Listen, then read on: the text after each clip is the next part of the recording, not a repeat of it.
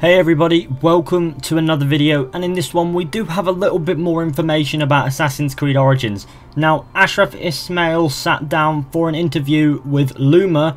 I won't go over everything that was said there because of course this was Loomer's exclusive interview and I don't want to be too unfair. I just want to cover the points that I found to be the most interesting. I'll leave a link to the interview in the description so you can go ahead and check it out and drop it a like, that'll be appreciated. But let's hop right into it. The first question in the interview was about the modern day, and Ashraf Ismail's response was not too dissimilar to how it has been before. They aren't talking about it at the moment. However, Ashraf Ismail did go on to say that they have listened to fans and what fans want, so hopefully that means that the modern day will have a stronger presence in this game than it did in Unity and Syndicate. However, the extent of what they mean we do not know yet, so there's not really much to go off. However, it's good to know that they're paying attention to feedback, and hopefully we'll get a strong modern day in Assassin's Creed once more. Also, soon after in the interview, Ashraf Ismail confirmed the return of multiple saves, saying that it was one of the first things that they thought about, saying that multiple saves had to return, which I think is very good. It also adds to my theory that with the skill tree you can't do everything on it by the end. You'll have to be more sparing and you'll have to choose wiser.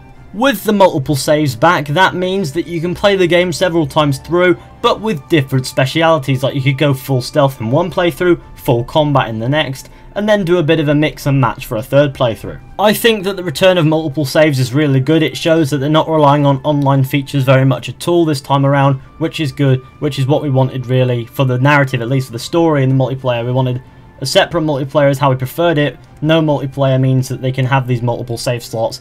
I have no idea why Syndicate didn't have it. But with multiple save slots, it makes it a lot easier to choose what kind of assassin you want to be, and then go back and play the game through again in a different style if you so wish. In my opinion, this is really good news.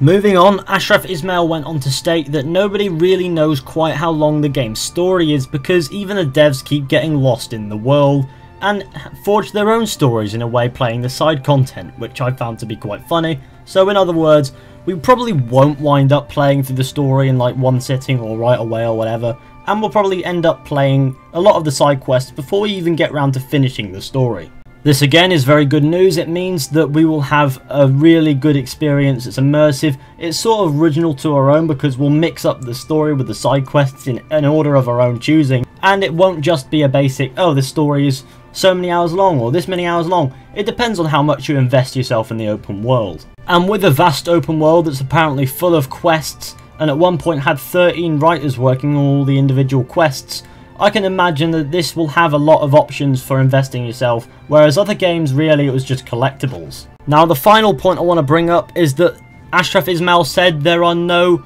time anomalies, which means that there are no rifts. He was asked if there will be any setting during the Napoleonic conquest, whatever, that in Egypt, and Ashraf Ismail said there are no time rifts, there's nothing like that, so you'll be in 49 BCE or around that time for the entire playthrough. Obviously this means we won't be seeing the return of previous assassins in different rifts in the area in Egypt or anything like that. What we will see, however, are some apparently exotic moments within the game itself. However, we won't see any time rifts or anomalies or whatever, which is completely fine. It's nothing major, not a big loss. Regardless of whether or not we get to see other characters in different settings and things like that, I reckon the game's going to be great. Anyway, that's all I really wanted to highlight from this video. If you want to go check out the full thing, there will be a link in the description. I didn't want to cover everything because obviously it was Loomer's interview. There's a lot of stuff in there. It's definitely worth checking out. Go ahead and do that. The link will be in the description. But thanks for watching. Hope you enjoyed. Be sure to go ahead, leave a like, subscribe, share, comment. Let me know what you think. And I'll see you all in the next one with another video. So yeah. So long.